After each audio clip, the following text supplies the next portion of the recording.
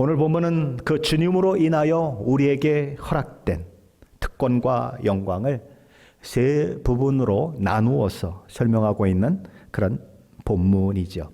첫째 부분은 11절로 12절로 되어 있습니다. 하나님께서는 여기서 예루살렘의 현재 형편을 먼저 언급하신 이후에 하나님께서 그들을 회복하실 때의 그들의 모습을 각종 보석으로 꾸며진 성으로 비유하며 그렇게 언급하고 계신 것을 보게 됩니다. 그러다면 그들의 현재 상황은 어떻습니까?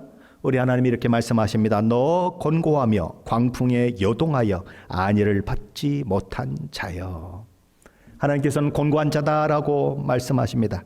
하나님 주시는 모든 복과 은혜를 받아 누리지 못함으로 인해서 하나님은 너무나 풍부하신데 실상은 가난에 찌든 자와 같은, 그리고 배고픈 자로 불쌍한 자로 살고 있는 죄에 팔린 이스라엘의 모습, 죄에 팔린 인류의 모습이 바로 곤고한 자로 표현이 되고 있는 것입니다.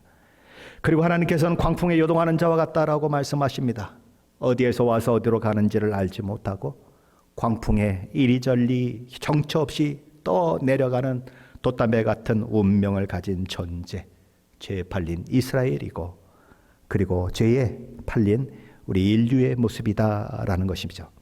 또한 하나님께서는 안위를 받지 못한 자 같다라고 말하십니다. 뭐예요?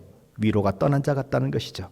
죄에 팔린 이스라엘은, 죄에 팔린 인류는 마치 부모의 손을 놓친 어린아이 같다라는 것입니다. 그렇게 신이 나서 흥얼거리고 노래를 부르고 주변 것들을 정신없이 구경하며 행복했던 아이가 갑자기 부모의 손을 놓쳤다는 것을 알게 될 때, 부모가 어디에 있는지 알지 못하게 될 때 그는 멘붕이 오는 것이죠. 그것처럼 하나님을 떠난 인생에게는 평강이 없는 것입니다. 하나님께서 이렇게 세 가지 서로 다른 표현을 통해서 예루살렘의 현 상황을 자세히 묘사하고 계신 것입니다. 하나님께서 예루살렘이 어떤 처지, 어떤 상황 가운데 있는지를 너무나 잘 알고 계셨기 때문에 이런 언급을 하고 계신 것입니다. 하나님은 어떤 분이실까요? 저와 여러분이 처한 환경, 정황, 문제들을 우리보다도 더 정확하게 사실관계에 입각해서 알고 계신 분이십니다. 많은 사람들은 자신의 문제를 쳐다보려 하지 않고 자신의 어려운 상황을 애써 외면함으로써 그 모든 상황들을 뛰어넘으려고 합니다. 잊으면 되는 거야. 그래서 어떤 사람은 술에 취해서 잊으려고 하는 것이죠. 하지만 그것은 올바른 문제를 해결하는 방법이 아닌 것입니다. 그렇다면 우리는 어려움이 올 때에, 여러 가지 문제를 만날 때에 어떻게 소망을 가질 수 있겠습니까? 참 소망은 어디서부터 옵니까? 현실을 외면하는 데서부터 오는 것이 아니라, 현실을 부정하는 데서 오는 것이 아니라, 현실은 현실대로 직시하면서 그 현실 속에서 우리를 바꾸실 수 있는 능력을 지니신 하나님을 신뢰할 때 우리는 참 소망을 가지게 되는 것입니다. 하나님은 우리의 현실을 무시하지 않으십니다. 하나하나 헤아려서 말씀하실 만큼 자세히 알고 계신 분이십니다. 그리고 하나님은 우리가 당하는 아픔과 고통을 가볍게 취급하지도 않으십니다. 하나님은 그렇게 우리와는 다르게 우리의 모든 문제를 보고 계신 분이십니다. 하나님께서 모세를 불러서 이스라엘을 애굽으로부터 구출해내고자 하실 때 모세에게 하셨던 말씀은 이 점을 아주 명확하게 보여주고 있습니다. 출애굽기 3장 7절로 8절 말씀이죠. 여호와께서 이르시되 내가 애굽에 있는 내 백성의 고통을 분명히 보고 그들이 그들의 감독자로 말미암아 부르짖음을 듣고 그 근심을 알고 내가 내려가서 그들의 애굽인의 손에서 건져내고 그들을 그 땅에서 인도하여 아름답고 광대한 땅, 젖과 꿀이 흐르는 땅, 곧 가나안 족속, 헷 족속, 아모리 족속, 브리스 족속, 히위 족속, 여부스 족속의 지방에 데려가려 하노라. 여호와 하나님은 내가 이스라엘의 처지와 상황을 보았고 들었고 알았기 때문에 행동하겠다라고 선언하셨어요. 뭘 보셨습니까? 내 백성의 고통을 분명히 보고인 것이죠. 주목하고 관찰하여 인지하셨다는 것입니다. 그럼 뭘 들으셨습니까? 그들이 그들의 감독자로 말미암아 부르짖음을 듣고인 것이죠.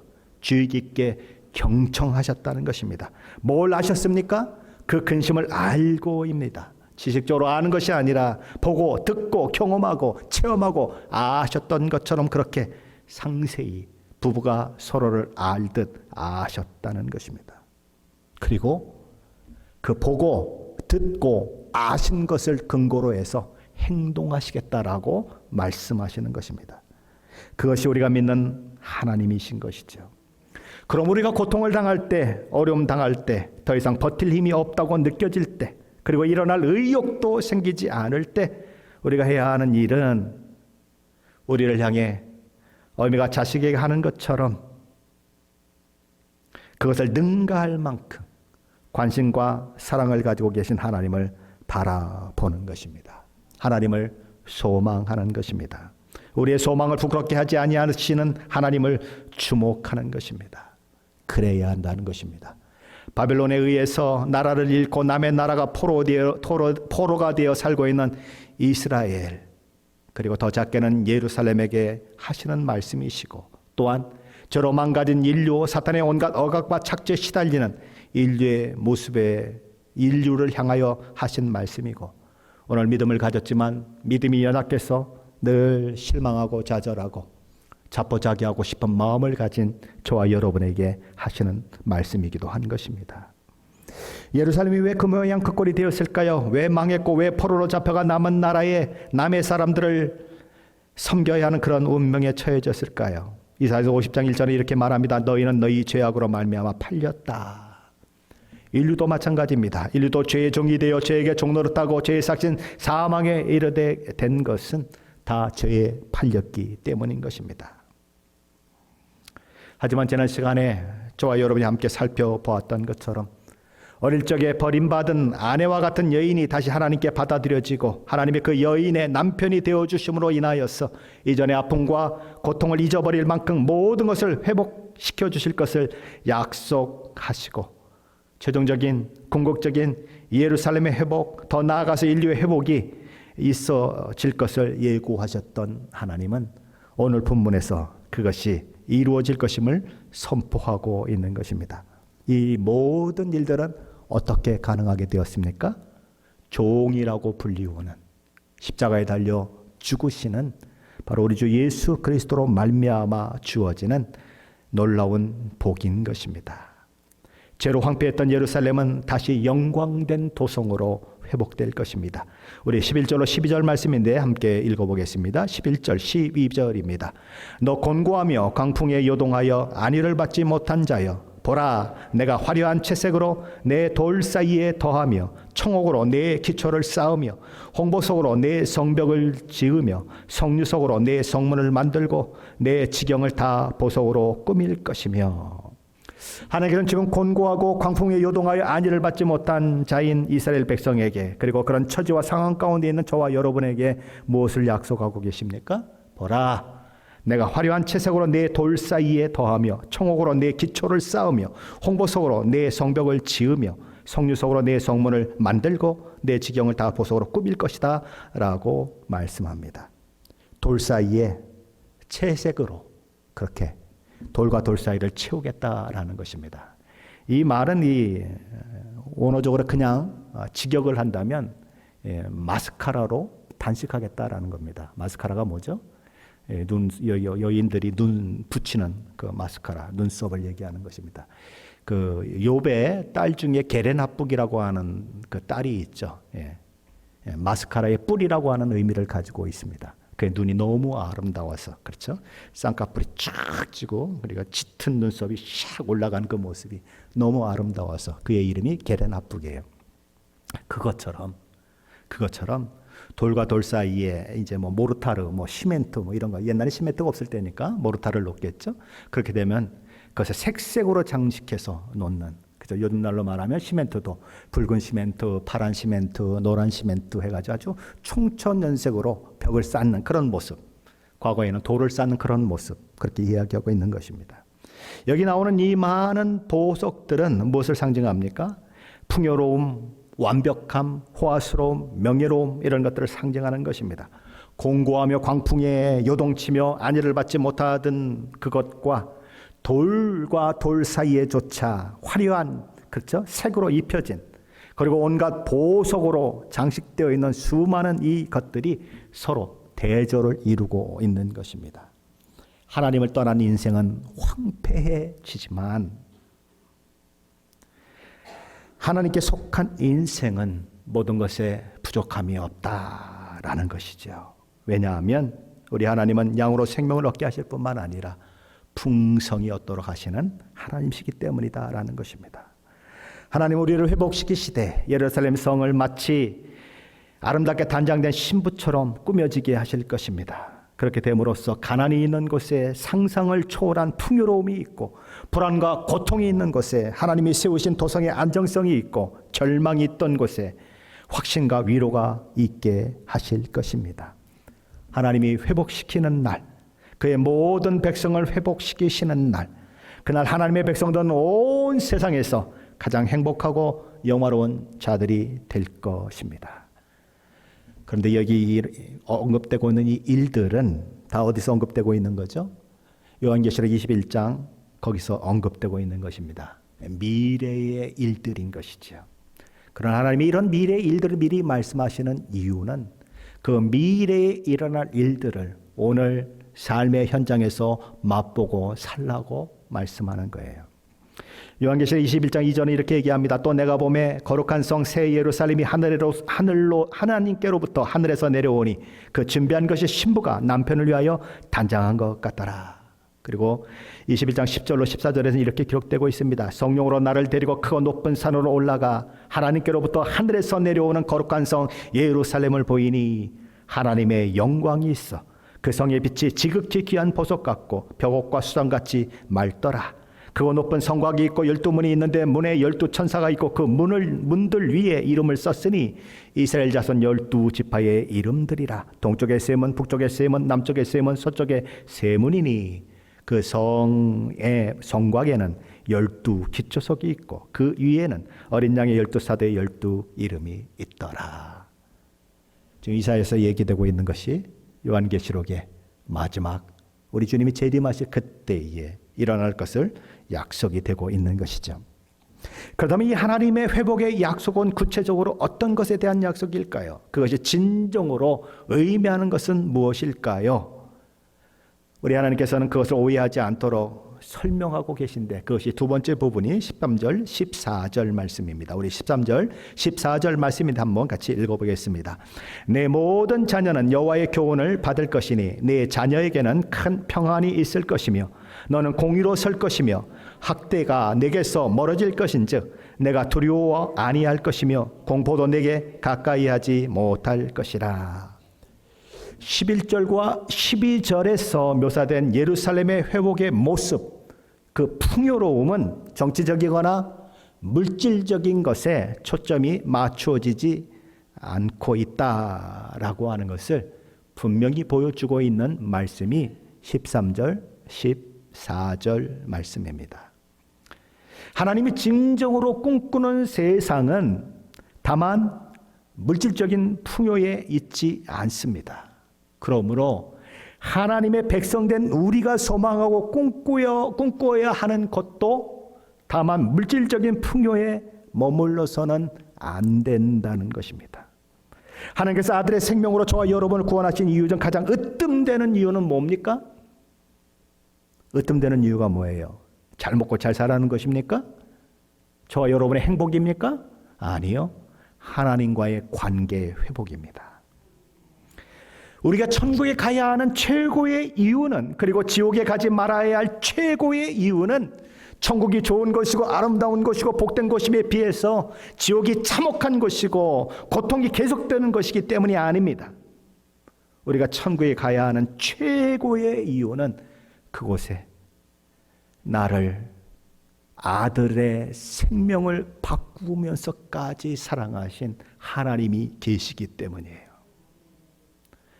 하나님이 계시지 않는 천국이라면 가야 할 이유도 가치도 없어요.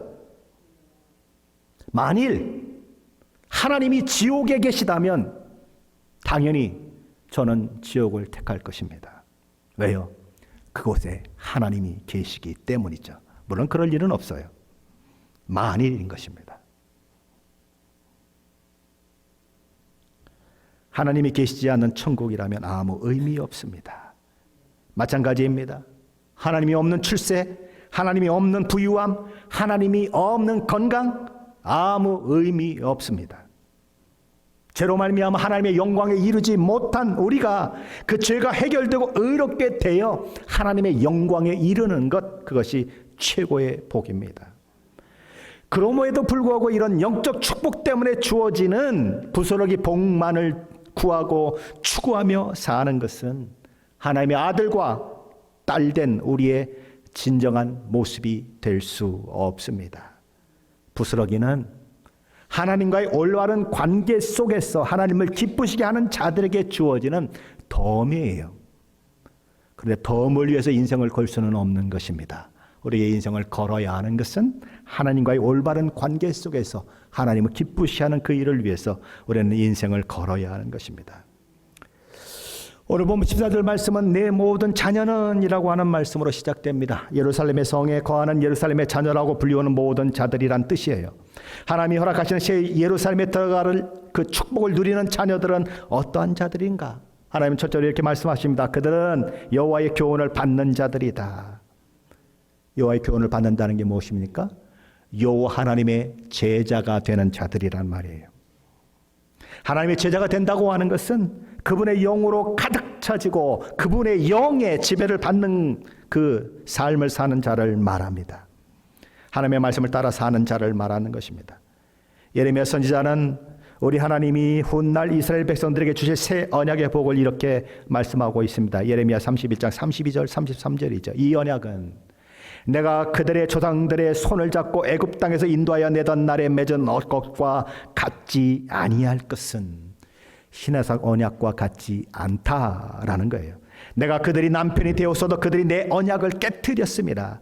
여호와의 말씀이니라. 그러나 그날 후에 내가 이스라엘 집과 맺을 언약은 이러하니 곧 내가 나의 법을 그들의 속에 두며 그들의 마음에 기록하여 나는 그들의 하나님이 되고 그들은 내 백성이 될 것이라. 여호와의 말씀이니라.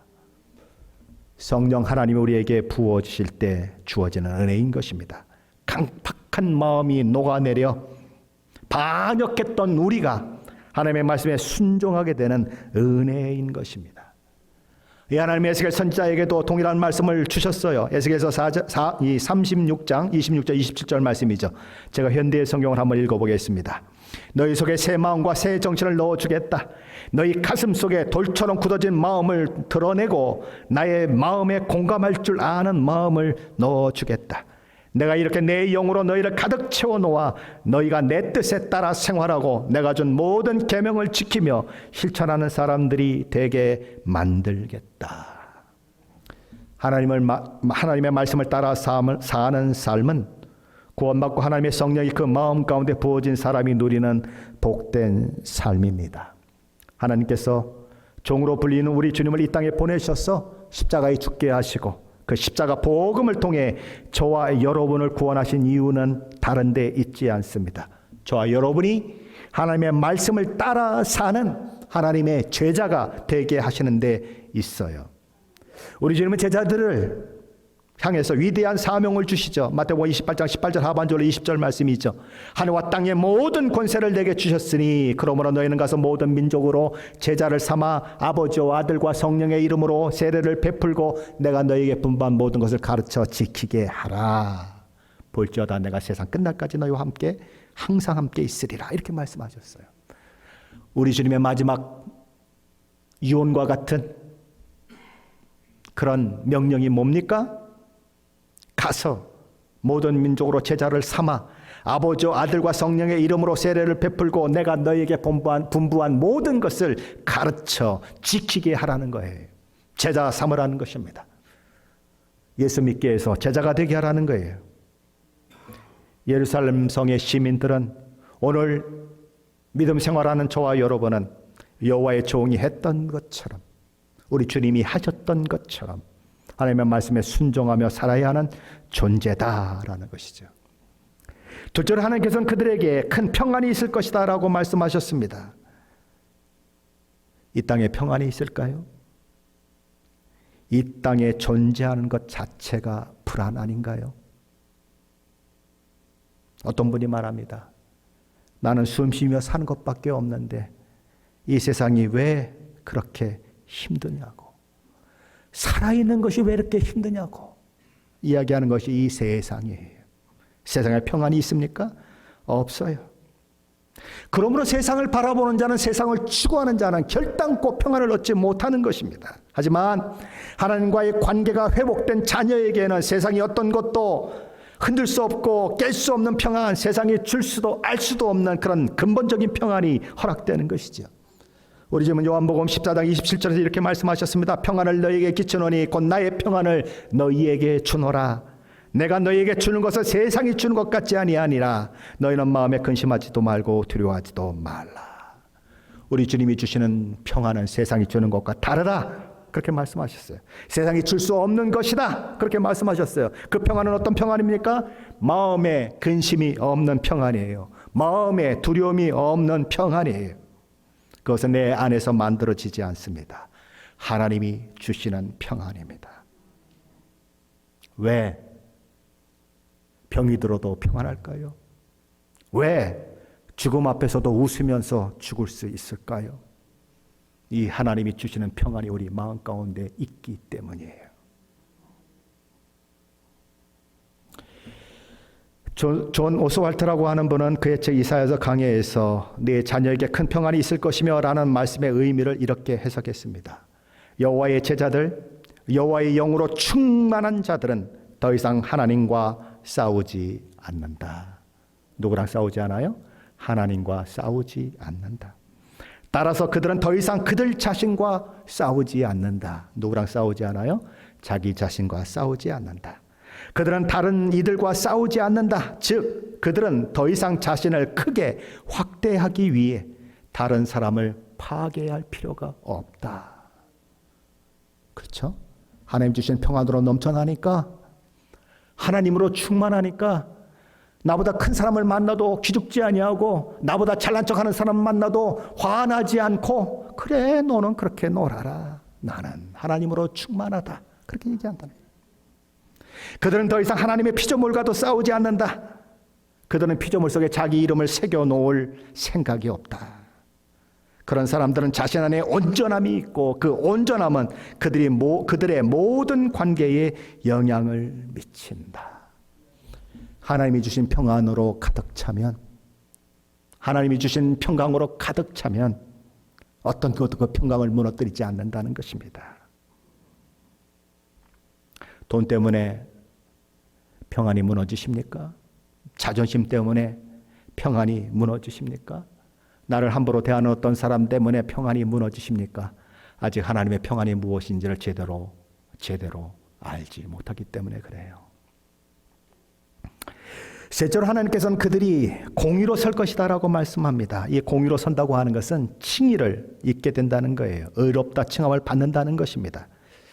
어떤 사람이 의롭다 칭함을 받는다는 것은 무엇일까요? 그것은 착한 사람이 된다는 것과는 다른 것입니다. 뭐와 다르다고요? 착한 사람이 된다는 것과는 다른 것입니다. 그러나 아직 부족해요.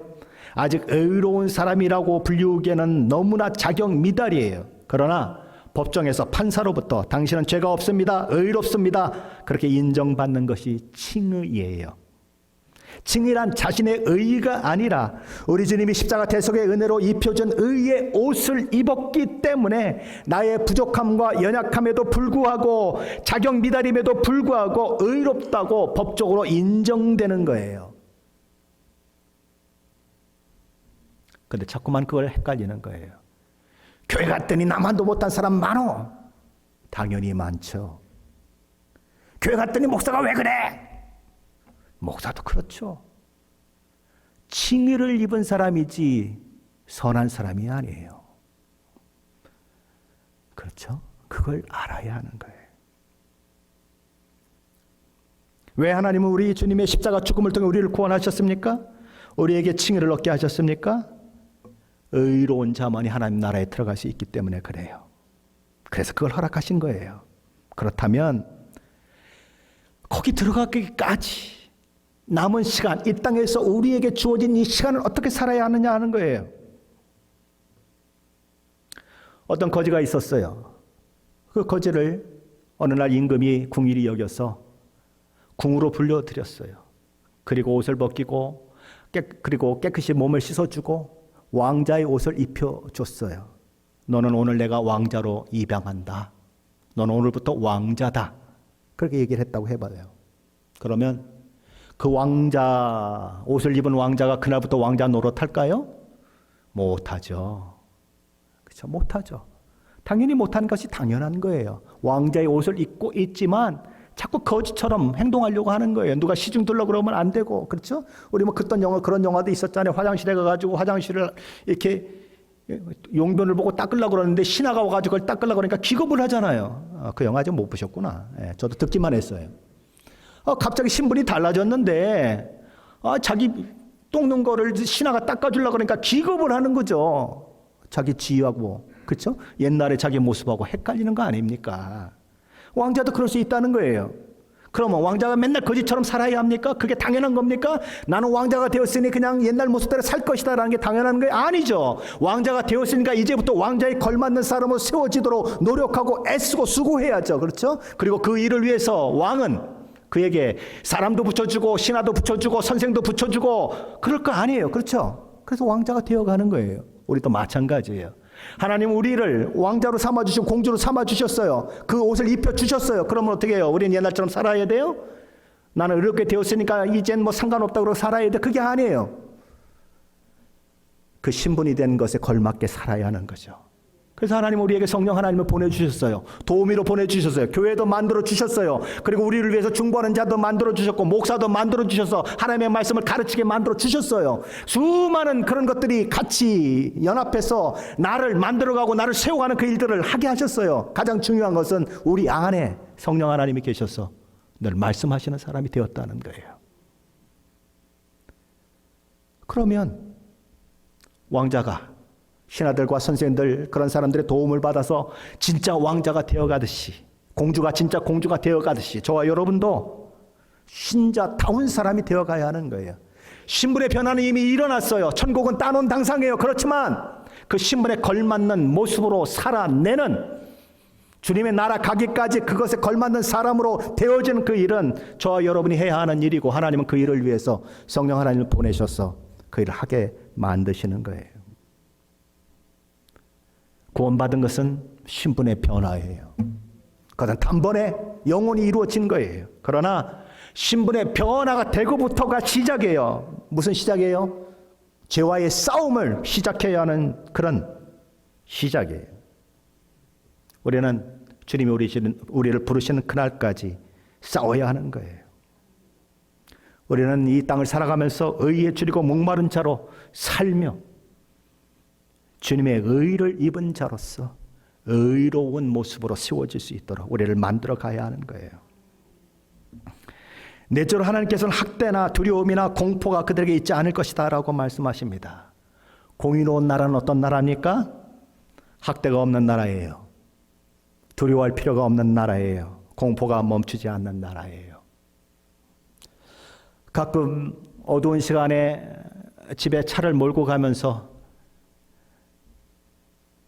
이렇게 여성들이 길을 걸어가는 모습을 이 주변에서 봅니다.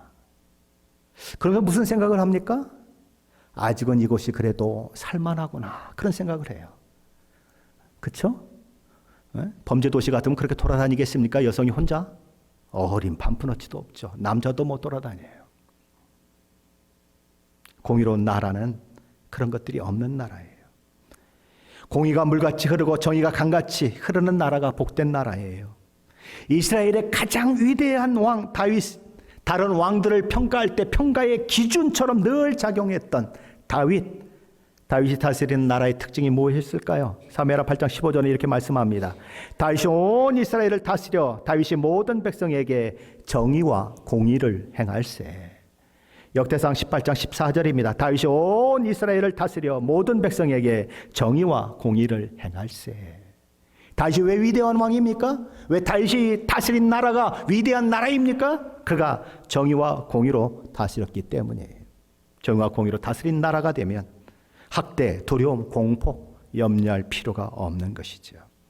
시편 33편은 우리 하나님이 어떤 분이신지 이렇게 표현합니다. 그는 공의와 정의를 사랑하시며 세상에는 여호와의 인자하심이 충만하도다. 하나님이 정의와 공의를 사랑하시는 분이시기 때문에 우리는 이 땅에 세워진 정부들이 공의와 정의를 행하는 그런 정부가 되도록 기도해야 하는 거예요.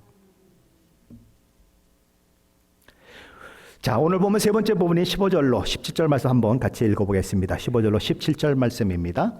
보라, 그들이 분쟁을 일으킬지라도 나로 말미암지 아니할 것이니 누구든지 너와 분쟁을 일으키는 자는 너로 말미암아 패망하리라. 보라, 숯불을 불어서 자기가 쓸만한 연장을 제조하는 장인도 내가 창조하였고 파괴하며 진멸하는 자도 내가 창조하였은즉 너를 치려고 제조된 모든 연장이 쓸모가 없을 것이라.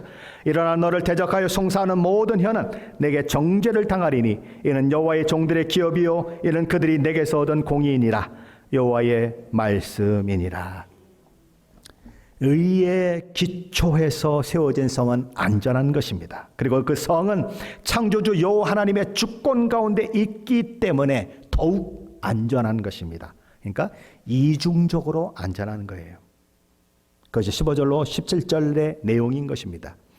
하나님은 세상이 하나님의 백성을 향해 분쟁을 일으킬 수 있다라고 말씀하십니다. 그러나 그 분쟁이 하나님이 일으킨 분쟁이 아니기 때문에 하나님의 뜻과 계획 가운데 일어나는 일이 아니기 때문에 결국은 최종적으로 누가 승리하는가? 하나님의 백성이 승리한다라는 거예요. 하나님께서 징계를 목적으로 세상을 몽둥이로 사용하신다면 아무리 하나님의 백성된 우리가 그것을 막으려고 해도 막을 방법이 없어요. 왜요? 하나님이 하신, 하나님이 일으키신 일이기 때문에 그래요. 그러나 우리가 세상으로부터, 그렇죠? 하나님을 잘 믿는데도 불구하고 어려움이 오고 역경이 올 때에는 그 모든 일들이 하나님이 일으키신 것이 아니기 때문에 맥없이, 그렇죠? 죄가 없는데도 불구하고 세상으로부터 핍박을 당하고 어려움을 당하는 것이기 때문에 하나님의 눈밖에 날 수밖에 없고 결국 최종적인 승리는 누구 것이 될 수밖에 없는가? 하나님의 백성, 고난받는 하나님의 백성의 것이 될 수밖에 없다라고 선언하는 것이에요. 하나님은 그것을 우리에게 확증시키기 위해서 장인이 만드는 연장, 그것도 누가, 그 장인을 누가 창조했는가? 내가 창조했다라고 얘기합니다. 그 장인이 만든 연장, 그 무기들을 가지고 활개치고 다니는 파괴하는 자, 누가 창조하였는가? 내가 창조하였다라고 말씀합니다. 하나님이 모든 것을 주관하고 계시기 때문에 하나님의 백성을 치려고 하는 제조된 모든 연장이, 모든 이 파괴의 무기들이 쓸모없게 될 것이고 너를 대적하고 송사하는 모든 혀는 오히려 내게 정죄를 당하게 될 것이다 라고 말씀하고 있는 것입니다. 왜 그런 일이 일어납니까? 왜 하나님은 하나님의 백성을 위해 그런 일을 하십니까? 왜냐하면 이는 여호와의 종들의 기업이요 이는 그들이 내게서 얻은 공인이라. 그들이, 저와 여러분이 한마디로 말하면 하나님의 상속자가 되었기 때문이고 하나님의 아들 예수 그리스도로 말미암아 의롭다 칭함을 받은 하나님의 자녀요 하나님의 백성이 되었기 때문이다. 이유는 다른 데 있지 않다라는 거예요. 하나님의 보호, 하나님의 지킴이 주어지는 이유는 그것이다. 이렇게 얘기하는 거예요. 현대인의 성경은 17절 말씀을 이렇게 번역했습니다. 그러므로 어떤 무기도 너를 해치지 못할 것이다. 너를 법정에 고소하는 사람이 있을 때 오히려 내가 그를 법정에서 이길 것이다. 나 여호와가 직접 내 백성 이스라엘을 보호하고 도와주겠다. 여호와께서 이렇게 약속해 주셨다. 있다. 그것이 저와 여러분을 향한 하나님의 마음이라는 것입니다. 우리가 누리게 된 이 모든 하나님이 주시는 복들은 이 고난주간에 이 땅에 오셔서 십자가에서 피 흘려 죽으신 우리 주님으로 말미암아 되어진 복들입니다. 우리는 이 고난주간에 그 주님을 깊이 묵상해야 할 것입니다. 우리는 이 고난주간에 죽음이 무엇인지를 한번 생각해 보아야 할 것입니다. 그리고 나의 죽음은 어떻게 될 것인가 한번 생각해 보아야 할 것입니다. 그리고 이 죽음의 문제에 대해서 우리 주님이 나에게 행하신 일은 무엇인가 한번 생각해 보아야 할 것입니다. 그리고 그 주님으로 인하여 내게 주어진 복들이 무엇인지를 한번 세어보셔야 할 것입니다. 그러면 저와 여러분의 마음 속에 감사의 마음이 일어날 거예요. 찬양의 마음이 일어날 거예요. 왜 그 새벽 기도니 무슨 특별 새벽 기도니를 만들어 가지고 그렇게 할 게 아니에요. 그렇죠? 목사들도 가끔 그래요. 그렇죠? 설교만 없으면 목사 할 만한데 그런 사람들이 있어요. 그렇죠? 그러나 그게 아닌 거예요. 내게 베푸신 하나님의 은혜를 생각하면 내 몸이 부서진들 무슨 상관이 있겠어요? 조금 더 피곤한들 그게 무슨 상관이 있겠어요? 주님이 기뻐하신다면, 주님이 그것을 기뻐하신다면 우리는 갈 수 있는 거예요. 우리가 드리는 이 작은 것을 희생이라고 할 수도 없어요. 뭔가 하나님 앞에 큰 일을 했다고 내세울 것도 없어요. 하나님이 하신 것에 비하면은 그야말로 세 발의 피도 안 되는 것 가지고 우리는 하나님 앞에 뭐 했다고 주장할 만한 사람들 아니에요. 그렇죠? 하나님 나를 써주는 것이 감사하고, 내가 건강해서 그래도 졸음을 참고 와서 앉아있는 것이 감사하고, 그래도 내가 아침에 잠을 못 자고 나와서라도 새벽기도 참석하는 것이 감사하고, 그게 감사할 뿐이에요. 그 감사가 찬양으로 이어지고 그 감사가 예배로 이어질 때 하나님은 내가 잘했지? 내가 아들을 저들을 위해서 보내길 잘했지? 그래, 내가 그것을 원해서 내 아들 너에게 보냈단다. 하나님 저와 여러분을 창조하신 목적이 뭐라고 말씀하십니까? 이 백성은 내가 나를 위하여 창조하였나니 나의 찬송을 부르게 하려 함이라 라고 말씀해요. 그 하나님의 창조의 목적을 따라 저와 여러분의 입술에 늘 감사가 넘치고 찬양이 넘치고 예배의 기쁨이 넘치고, 이 고난주간에 하나님이 우리에게 베푸신 그 은혜가 더 넘쳐 흘러서 저 여러분의 말 속에도 은혜가 넘치고, 저와 여러분의 삶 속에도 하나님의 은혜가 넘치고, 부부 사이에도 하나님의 은혜가 넘쳐서 이전에는 틱틱거리고 싸우고 욕하고 그랬던 부부도 화목게 되는 그런 일들이 있으시고, 교회 안에서도 서로 화해하고 아름다워지는 일들이 있으시기를 예수 그리스도의 이름으로 간절히 축원합니다.